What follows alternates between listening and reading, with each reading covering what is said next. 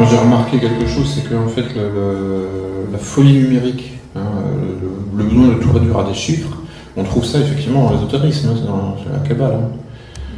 Donc c'est une attitude, à la limite il n'y a pas besoin d'être kabbaliste, hein, évidemment, pour tout voir en termes de chiffres, en termes de nombres. Hein. Donc en fait, bon, il y a des grandes généralités de l'esprit humain et de l'action dans le monde qui n'ont pas besoin d'être reliées vraiment par une filiation directe pour exister et pour se ressembler. Mais dans certains cas, oui, on sait. Par exemple, bon, enfin, c'est en début des années 90, j'ai eu une relation avec une personne qui était juive et qui avait de la famille à New York, dans les milieux de la finance, qui me disait, mais alors le jour, ils sont à leur tour de verre et d'acier en costume cravate, et le soir, ils mettent la kippa et puis ils lisent la Kabbale. Et voilà, et puis bon, quelques années plus tard, je vois le film de Darren Aronofsky, Pi en anglais, qui met en scène ces milieux-là, justement. Les milieux kabbalistiques new-yorkais de la finance de Wall Street. 1. Mathematics is the language of nature. 2. Everything around us can be represented and understood through numbers. 3. If you graph the numbers of any system, patterns emerge. Therefore, there are patterns everywhere in nature. You ever hear of Kabbalah? Jewish mysticism. Insomnia haunts him and he twists and turns in his bed. Maybe that pattern is like the pattern in the stock market, the Torah.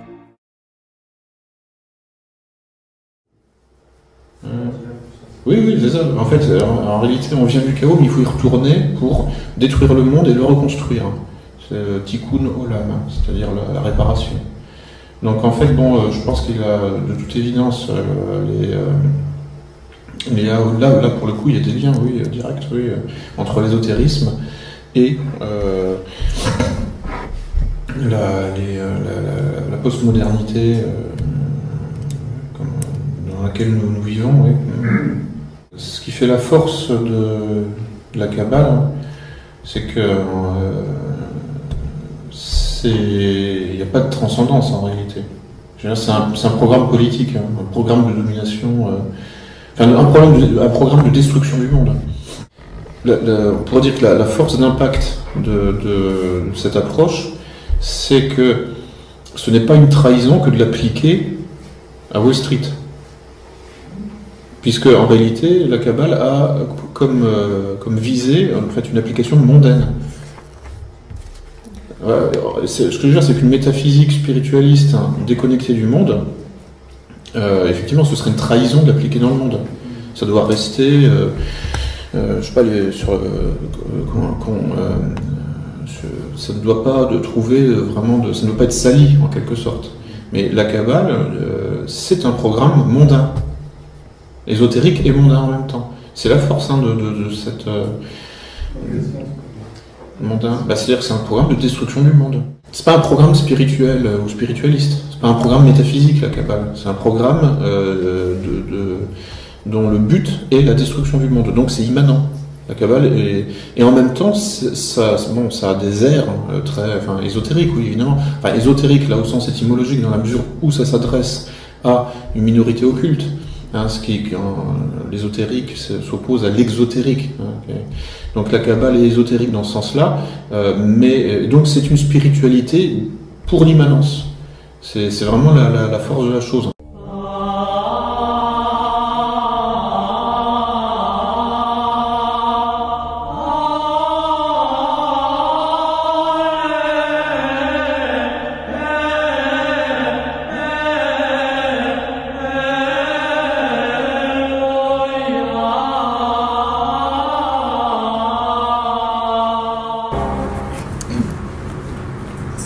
Il se passe une révolution souvent méconnue, trop souvent méconnue, une révolution scientifique mais également métaphysique, en plein milieu du XXe siècle, c'est ce qu'on appelle la cybernétique.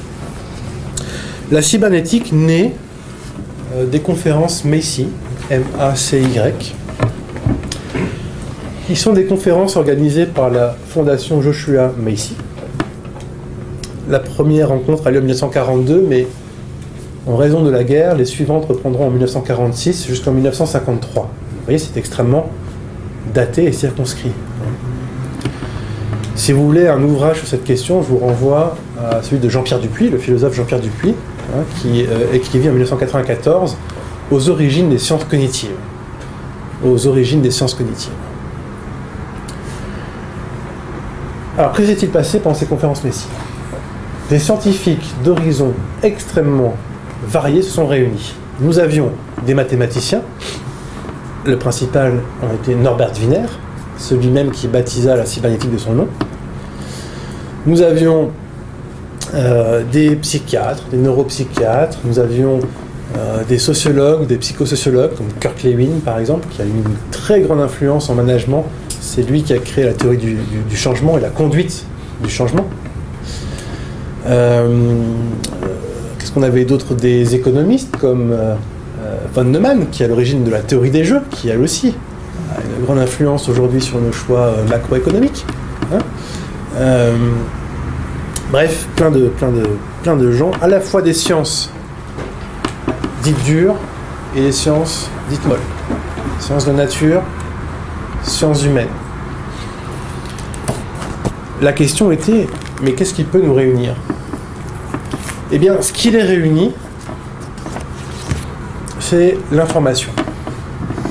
La cybernétique introduit la notion d'information dans la science. C'est l'origine, si vous voulez, de ce qu'on appelle aujourd'hui la société de l'information et de la connaissance. Information. Mais, donc là je vais suivre un peu Norbert Wiener, qui en 1948 écrit un livre qui s'appelle Cybernetics, et qui est l'acte de naissance officiel de la cybernétique. Wiener nous dit, on le sait depuis le 19e siècle, le monde est voué à l'entropie. C'est-à-dire que dans tout système fermé, il y a une dégradation qui amène le système à l'anéantissement, c'est-à-dire au chaos. Il existe pourtant des exceptions, ce qu'on appelle la vie, et ce que Wiener appelle de l'organisation. L'organisation, pour Norbert Wiener, et vous voyez qu'ici qu'on est en train de revenir sur ce concept, c'est ce qui résiste à l'irrésistible tendance de l'univers à se désagréger, à s'homogénéiser. Et qu'est-ce que l'organisation? L'organisation se fonde sur l'information. Donc en fait, il y en a là un couple qu'on ne peut pas séparer, c'est le couple information-organisation. Il y a de l'information pour que les choses s'organisent, mais il faut qu'il y ait de l'organisation pour préserver l'information de l'entropie. Donc voilà, on a un couple ici. Et Wiener utilise des mots tels que enclave, îlot temporaire, pour qualifier l'organisation. Autrement dit, l'équilibre de l'univers pour Wiener, c'est le chaos, c'est l'entropie, et la vie est un déséquilibre. La vie est une exception dans cet univers qui va à sa mort, qui va à sa perte. Le rapport équilibre, déséquilibre ou ordre, désordre est totalement inversé par rapport à celui de la métaphysique grecque. Chez les Grecs, aussi bien dans la mythologie que dans la philosophie, il faut poser une forme sur l'informe. Il faut créer un équilibre dans le déséquilibre, au sein du déséquilibre. Eh bien, ces forces brutes et volcaniques qui sont là, chaotiques et qui menacent l'ordre du monde, c'est-à-dire le cosmos, il faut les refouler pour créer un ordre stable. Eh bien, dans la cybernétique, ça s'inverse. L'équilibre, c'est la mort. La vie, c'est le déséquilibre. La vie, c'est le désordre. Autrement dit, vous comprenez que l'organisation est toujours une crise. Alors, on nous rabâche les oreilles avec la crise, depuis 2007, mais en réalité, si vous acceptez mon hypothèse du mouvement pan-organisationnel, c'est-à-dire du fait que la planète se couvre d'organisation, ça veut dire qu'il y a de la crise partout et tout le temps. Et le management, c'est justement l'art de gérer la crise et de la perpétuer. De perpétuer la crise. Ça rejoint par quelques aspects ce que Lucien Cerise appelle gouverner par le chaos. c'est-à-dire une technique d'ingénierie sociale. Donc, et je termine, ça justifie tous les discours que nous entendons sur la sécurité, puisqu'il faut sécuriser un monde qui est en crise. Si ontologiquement notre monde est en crise, en changement permanent, alors il faut mettre en place tous les dispositifs nécessaires pour qu'on y vive, ce qu'on appelle la sécurité. En management, alors par exemple, la sécurité, ça va être, je sais Pierre-Yves que vous êtes sensible, l'intelligence économique. Ça va être la traçabilité de ce qu'on mange, etc. etc. D'accord ? Ce livre est sous-titré « Théologie de l'organisation ». J'en dis quelques mots avant de passer à la conclusion. Un chapitre entier est consacré, alors effectivement, on pourrait dire à l'archéologie théologique de la cybernétique, puisque Norbert Wiener se réfère une fois dans le Cybernetics et 2 fois dans son livre Testament qui s'appelle God and Golem, au Maharal de Prague, qui est un penseur juif du XVIe siècle, à qui on accole le mythe du golem. Le mythe du golem, cette créature d'argile à laquelle on inscrit sur le front la lettre Aleph, et il ne faut surtout pas oublier de lui enlever, sinon elle va dévaster tout le ghetto, et c'est précisément ce qui est arrivé. Et donc j'explore dans le livre la façon dont la cosmologie juive, la théologie juive du Moyen-Âge est à l'origine de l'interprétation de l'entropie chez Norbert Wiener. Pour le dire vite, dans ce qu'on appelle la nouvelle Kabbale, l'univers a été créé par le retrait de Dieu, ce qu'on appelle le Tzitsum, et ce retrait, donc il a fallu que Dieu se contracte en lui-même pour laisser un petit point d'espace à la création. Mais dans la deuxième phase, la lumière divine projetée dans les vases de l'univers fait éclater les vases qui ne peuvent pas recevoir cette lumière. Et ça, c'est ce qu'on appelle l'étape de brisure des vases. Et autrement dit, c'est dans cette pensée juive de la Renaissance que l'exil chez les Juifs n'est plus la constante d'une histoire, mais une catégorie théologique, c'est-à-dire notre condition même d'homme. L'exil est notre condition. Bon. Eh bien, c'est exactement l'équivalent de l'entropie sur le plan scientifique. Nous sommes voués à l'exil, à l'indifférence et au chaos. Et la troisième phase, c'est la reconquête de l'unité perdue, qu'on appelle le tikkun, et qui précisément prend la forme de la gouvernance mondiale.